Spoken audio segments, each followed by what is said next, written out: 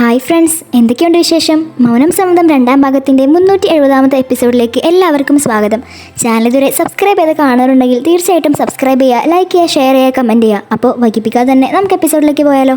എപ്പിസോഡിന് തുടക്കത്തിൽ തന്നെ കാണിക്കുന്നത് ആശ അശോകിനെയാണ്. അവർ രണ്ടുപേരും ഉദ്ഘാടനത്തിന് തിരക്കിലാണ്. അശോകിനാണെങ്കിൽ വേഗം ഒന്ന് ഉദ്ഘാടനം കഴിയണം എന്നുണ്ട്. കാരണം അവൻ്റെ ജോലിയുടെ ഫസ്റ്റ് ദിവസമാണിന്ന്. അതുകൊണ്ട് തന്നെ എത്രയും പെട്ടെന്ന് ഉദ്ഘാടനം കഴിഞ്ഞ് അവന് ജോലിക്ക് കയറാനുള്ളതാണ്. ആശയാണെങ്കിൽ അതിൻ്റെ തിടുക്കത്തിലാണ്. അപ്പോഴാണ് അവിടേക്ക് പൂജാരി വരുന്നത്. അപ്പോൾ പൂജാരിയോട് അശോക് പറയുന്നുണ്ട്, എത്രയും പെട്ടെന്ന് തന്നെ ഇത് തീരില്ലേ? ഇത് കേൾക്കുന്ന ആശ ചോദിക്കും, അശോക് നിങ്ങൾക്ക് എവിടേക്കെങ്കിലും പോകാനുണ്ടോ? നിങ്ങളിങ്ങനെ ധൃതി പിടിക്കുന്ന കണ്ടിട്ട് ചോദിച്ചതാണെന്ന് പറയും. അപ്പോൾ അശോക്, ഇല്ല അങ്ങനെയൊന്നുമില്ല, ഞാൻ വെറുതെ പറഞ്ഞതാണെന്ന് പറയും. അങ്ങനെ അവരുടെ പൂജയൊക്കെ അവിടെ നന്നായി നടക്കുന്നുണ്ട്. പിന്നീട് കാണിക്കുന്നത് കാലന്തിയുടെ വീടാണ്. അവിടെ രാവിലെ തന്നെ അൻകുഷ് കുളിച്ച് മാറ്റി ഒരുങ്ങി അമ്പലത്തിൽ പോയി കുറിയൊക്കെ തൊട്ട് വരുന്നുണ്ട്. അൻകുഷിൻ്റെ ഈ മാറ്റം കണ്ടിട്ട് കാലിന്തി അജും ആകെ ഷോക്കായി പോവാണ്. അൻകുഷ് നേരെ അവരുടെ അടുത്തേക്ക് വന്ന് അമ്മ എന്നൊക്കെ വിളിച്ച് അനുഗ്രഹം മേടിക്കുന്നുണ്ട് രണ്ടുപേരുടെ അടുത്ത് നിന്നും. ഇവരെല്ലാവരും ഇങ്ങനെ ഷോക്കായി നിൽക്കുന്നത് കണ്ടിട്ട് അൻകുഷ് പറയും, നിങ്ങളെല്ലാവരും ഇങ്ങനെ അത്ഭുതപ്പെട്ട് നിൽക്കുന്നത് എന്താണെന്ന് എനിക്കറിയാം. എന്നെ നിങ്ങൾ ഇതുവരെ ഇങ്ങനെ കണ്ടിട്ടുണ്ടാവില്ല. പക്ഷേ എന്ത് ചെയ്യാനാ, നിങ്ങൾക്ക് അറിയുന്നതല്ലേ എൻ്റെ പാസ്റ്റ്. അതുകൊണ്ടാണ് ഞാൻ അങ്ങനെയൊക്കെ പെരുമാറിയിരുന്നത്. പക്ഷേ എൻ്റെ പാസ്റ്റ് അങ്ങനെയാണെന്ന് വിചാരിച്ച് ഞാൻ നിങ്ങളെന്താണ് വെറുതെ ബുദ്ധിമുട്ടിപ്പിക്കുന്നത്? അതുകൊണ്ടാണ് ഞാൻ ഇങ്ങനെ നന്നാവാന്ന് വിചാരിച്ചത്. അങ്ങനെ അവനെല്ലാവർക്കും പ്രസാദമൊക്കെ കൊടുത്തിട്ട് മുകളിലേക്ക് കയറി പോവാണ്. അപ്പോൾ അവിടേക്ക് മാലയും വരുന്നുണ്ട്. അവർ രണ്ടുപേരും കൂടി പൊട്ടിച്ചിരിക്കുകയാണ് അവിടെ ഇരുന്നിട്ട്. എൻ്റെ പെർഫോമൻസ് എങ്ങനെ ഉണ്ടായിരുന്നു? അവരെല്ലാവരും ആകെ ഷോക്കായി പോയില്ലേ എന്ന് അൻകുഷ് ചോദിക്കുന്നു. ഇതേക്കുന്ന മാലയും പറയും, കണ്ടോ ഇതാ ഞാൻ പറഞ്ഞത്, ഇതുപോലെ നീ കുറച്ച് നേരത്തെ ചെയ്തിരുന്നെങ്കിൽ എനിക്ക് എന്നോ ആ സ്വത്തൊക്കെ കിട്ടിയിരുന്നു. അതായത് അൻകുഷ് ശരിക്കും നന്നായതൊന്നുമല്ല, അവൻ ചുമ്മാ സ്വത്ത് കിട്ടാൻ വേണ്ടി ഒന്ന് അഭിനയിച്ച് നോക്കിയതാ. എന്തായാലും ഇതൊക്കെ കണ്ട് വേഗം അവരൊന്ന് ആ സ്വത്ത് എഴുതി തന്നാൽ മതിയായിരുന്നു എന്ന് അൻകുഷ് പറയുന്നുണ്ട്. അപ്പം മാല പറയും, ഇത് അത്ര എളുപ്പമായ കാര്യമല്ല, എങ്കിലും ഇത് വൈകാതെ തന്നെ കിട്ടിക്കോളും എന്ന് പറയുന്നു. നീട് കാണിക്കുന്നത് ഭരതിനെയാണ്. ഭരതാകെ ഒരുമാതിരി ഇരിക്കുന്ന കണ്ടിട്ട് സോജ കോഫി കൊണ്ടുവരികയാണ്. നിങ്ങളെ അച്ഛൻ വിളിച്ചിരുന്നല്ലേ, എന്നിട്ട് നിങ്ങൾ എന്താ വാതിൽക്കൽ വെച്ച് തിരിഞ്ഞ് ഇങ്ങോട്ട് തന്നെ വന്നത്? ഇതേക്കുന്ന ഭരത് പറയും, ഞാൻ അവിടെ വരെ പോയി, പക്ഷേ അവിടെ പോയപ്പോൾ അച്ഛൻ അശോകിൻ്റെ ഫോട്ടോ നോക്കി സംസാരിച്ചുകൊണ്ടിരിക്കുക, അപ്പം ഞാൻ ഇങ്ങോട്ട് തന്നെ പോന്നു. ഇതേക്കുന്ന സോജ പറയും, അച്ഛൻ ഇപ്പോഴും അശോകിനെ കുറിച്ച് ആലോചിച്ച് ഒരുപാട് വിഷമത്തിലാണല്ലേ? അപ്പോൾ ഭരത് പറയും, അതെ, നമ്മൾ എങ്ങനെയും അച്ഛനെ ആ ഒരവസ്ഥയിൽ നിന്നും പുറത്തേക്ക് കൊണ്ടുവരണം. പിന്നീട് കാണിക്കുന്നത് കാലിന്തി അജുവിനെയാണ്. അൻകുഷ് ഭയങ്കര തകർപ്പൻ പെർഫോമൻസ് കാണിച്ചെങ്കിലും അവർ രണ്ടുപേരും ഒരു തരി പോലും അത് വിശ്വസിച്ചിട്ടില്ല. ഇതെല്ലാം അവൻ്റെ നല്ലൊരു ഡ്രാമയാണെന്ന് തന്നെ കാലിന്തി പറയാണ്. അജുവും പറയുന്നുണ്ട്, അതെ, അവൻ നമ്മളെ പൊട്ടന്മാരാക്കാൻ വേണ്ടി നോക്കാൻ തോന്നുന്നു, പക്ഷേ നമ്മളതിലൊരിക്കലും വീഴാൻ പോകുന്നില്ല. അവനിങ്ങനെ പെട്ടെന്നൊക്കെ നന്നായി കാണിച്ചിട്ട് ആ സ്വത്തെല്ലാം അവൻ എഴുതി കൊടുക്കാൻ വേണ്ടിയിട്ടാണ് ഇങ്ങനെയൊക്കെ ചെയ്യുന്നതെന്ന് അവർ രണ്ടുപേരും ഡിസ്കസ് ചെയ്യാണ്. പിന്നീട് കാണിക്കുന്നത് ആശയാണ്. ഉദ്ഘാടനത്തിൻ്റെ കാര്യത്തിൽ ആശ ഒരുപാട് ഹാപ്പി ആയിട്ടിരിക്കുകയാണ്. അപ്പോഴാണ് അശോക് ഒരു കാര്യം പറയുന്നത്, നമ്മൾ ഇത്രയും നല്ലൊരു കാര്യം ഉണ്ടായിട്ടും അമ്മയ്ക്ക് വിളിച്ച് പറഞ്ഞില്ലല്ലോ. അങ്ങനെ ആശ വേഗം ഫോൺ എടുത്ത് അഞ്ജലിക്ക് വിളിച്ച് അവരുടെ ഉദ്ഘാടനത്തിൻ്റെ കാര്യമൊക്കെ സംസാരിക്കുകയാണ്. ഇതെല്ലാം കേൾക്കുന്ന അഞ്ജലിക്ക് ഒരുപാട് സന്തോഷമാവാണ്. അങ്ങനെ അശോകിനോടും അവർ സംസാരിക്കുന്നുണ്ട്. എല്ലാം ഉടനെ തന്നെ ശരിയാവും, ഒന്നും ആലോചിച്ച് പേടിക്കണ്ട എന്നെല്ലാം അശോക് പറയുന്നുണ്ട്. ഇതെല്ലാം കഴിഞ്ഞ് പൈസയൊക്കെ കിട്ടുമ്പോൾ ഞാൻ നിങ്ങളെ ഇങ്ങോട്ട് തന്നെ കൊണ്ടുവരുമെന്ന് അശോക് പറയുന്നുണ്ട്. അങ്ങനെ അവരുടെ ഫുഡ് ട്രക്കിൻ്റെ ഉദ്ഘാടനമൊക്കെ ഒരുപാട് മനോഹരമായിട്ട് തന്നെ നടക്കുകയാണ്.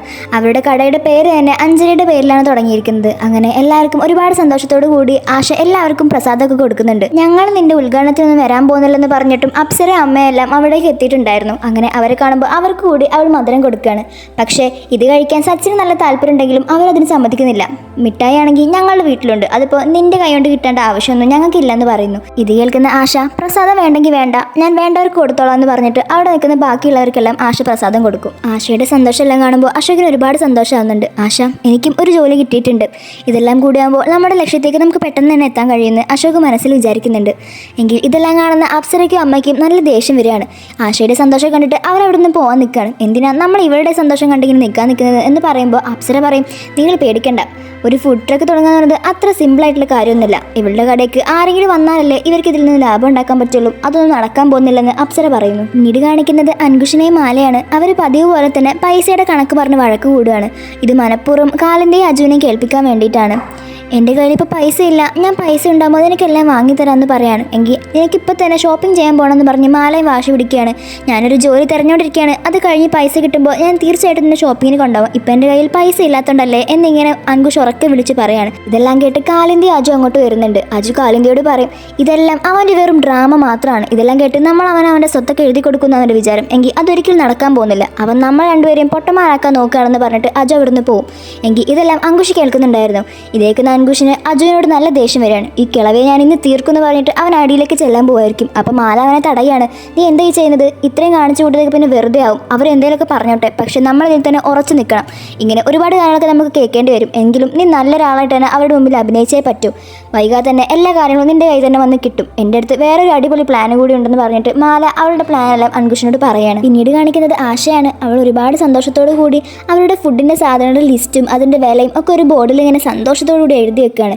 ഇതെല്ലാം കാണുന്ന ഓണറും പറയുന്നുണ്ട്, എത്ര സ്പെഷ്യലായിട്ടാണ് നിങ്ങൾ സാധനങ്ങളൊക്കെ ഉണ്ടാക്കിയിരിക്കുന്നത്, ഇതെല്ലാം കണ്ട് എന്തായാലും ആൾക്കാർ ഇങ്ങോട്ട് വരും, മുംബൈയിൽ ഇതുപോലെ ഒരു നാടൻ കട എവിടെയും തുടങ്ങിയിട്ടില്ല എന്നൊക്കെ പറയാണ്. നിങ്ങൾ എന്നെ മോട്ടിവേറ്റ് ചെയ്യാൻ വേണ്ടി പറയുകയാണെങ്കിലും കേൾക്കാൻ നല്ല രസമുണ്ടെന്ന് ആശ പറയുന്നു. അങ്ങനെ അവരൊരുപാട് സന്തോഷത്തോടുകൂടി ഇരിക്കുമ്പോഴാണ് അശോക് അവിടെ ഒരുപാട് ടെൻഷൻ അടിച്ചിരിക്കുന്നത് കാണിക്കുന്നത്. ഇത് കാണുന്ന ആശ അശോകിൻ്റെ അടുത്ത് വന്ന് ചോദിക്കുകയാണ്, എന്ത് പറ്റി, ഞാൻ രാവിലെ മുതൽ ശ്രദ്ധിക്കുകയാണ്, നിങ്ങൾക്ക് എവിടേക്കെങ്കിലും പോകാനോ എന്തെങ്കിലും തിരക്കുണ്ടോ? അപ്പോഴാണ് അശോകിന് ഒരു കോൾ വരുന്നത്. ഞാൻ ഇപ്പം തന്നെ വരാമെന്ന് അശോക് ആ കോൾ പറയുന്നുണ്ട്. ഇത് കേൾക്കുന്ന ആശ കാര്യം എന്താണെന്ന് തിരക്കുകയാണ്. കുറേ നേരമായിട്ട് ഞാൻ ശ്രദ്ധിക്കുകയാണ്, എന്തോ പ്രശ്നമുണ്ടോ എന്ന് ചോദിക്കുന്നു.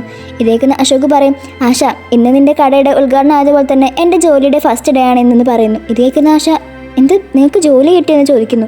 ഇതേക്കുമ്പോൾ അശോക് പറയും, അതെ എനിക്ക് ഇന്നലെ പോയ ഇൻ്റർവ്യൂവിന് ജോലി കിട്ടിയിരുന്നു, അത് ഞാൻ നിന്നോട് പറയാതിരിക്കുകയായിരുന്നു, പിന്നെ നീ ഒരു ടെൻഷനിലായിരിക്കുമ്പോൾ ഞാൻ ഇതുകൂടി പറഞ്ഞാൽ നിൻ്റെ ടെൻഷൻ കൂട്ടണ്ടെന്ന് വിചാരിച്ചിട്ടാണ് ഞാൻ ഇത് പറയാതിരുന്നതെന്ന് പറയുന്നു. ഇതേക്കുന്ന ആശ പറയുന്നു, ഇത് കേൾക്കുമ്പോൾ എനിക്കിങ്ങനെ ടെൻഷൻ വരുന്നത്, ഇത് ഒരുപാട് സന്തോഷമുള്ള കാര്യമല്ലേ, ഇപ്പോൾ ഈ ജോലിയും സക്സസ് ആയി, അതുപോലെ തന്നെ നിങ്ങൾക്ക് ഒരു നല്ല ജോലി കിട്ടിയിട്ടുണ്ട്, എവിടെയാണ് ജോലി കിട്ടിയതെന്നൊക്കെ ആശ തിരക്കുന്നുണ്ട്. അപ്പോൾ അശോക് പറയും, അതൊരു വലിയ ഇൻസ്റ്റിറ്റ്യൂഷനിലാണ്, എന്താ ജോലി എങ്ങനെയാണെന്നൊക്കെ അവിടെ പോയിട്ട് വേണം തീരുമാനിക്കാൻ എന്ന് അശോക് പറയുന്നു.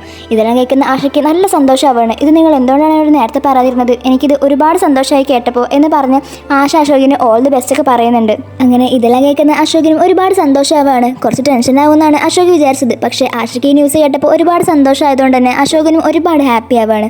അങ്ങനെ ഇതെല്ലാം കാണിച്ചുകൊണ്ട് 370ാമത്തെ എപ്പിസോഡ് ഇവിടെ അവസാനിക്കുകയാണ്. ഇനി അടുത്ത എപ്പിസോഡിൽ എന്തൊക്കെയാണ് സംഭവിക്കാൻ പോകുന്നത് നമുക്ക് വൈകാതെ തന്നെ കാണാം. അപ്പോൾ ഈ എപ്പിസോഡ് എല്ലാവർക്കും ഇഷ്ടപ്പെടുന്നു വിചാരിക്കുന്നു. ഇഷ്ടപ്പെട്ടാൽ തീർച്ചയായിട്ടും ലൈക്ക് ചെയ്യുക, ഷെയർ ചെയ്യുക, സബ്സ്ക്രൈബ് ചെയ്യുക, കമൻറ്റ് ചെയ്യാൻ ഒരിക്കലും മറക്കരുത്. എല്ലാവരും ഒരു റെഡ് ഹാർട്ട് തീർച്ചയായിട്ടും നമ്മുടെ കമൻറ്റ് ബോക്സിൽ ഇടണം.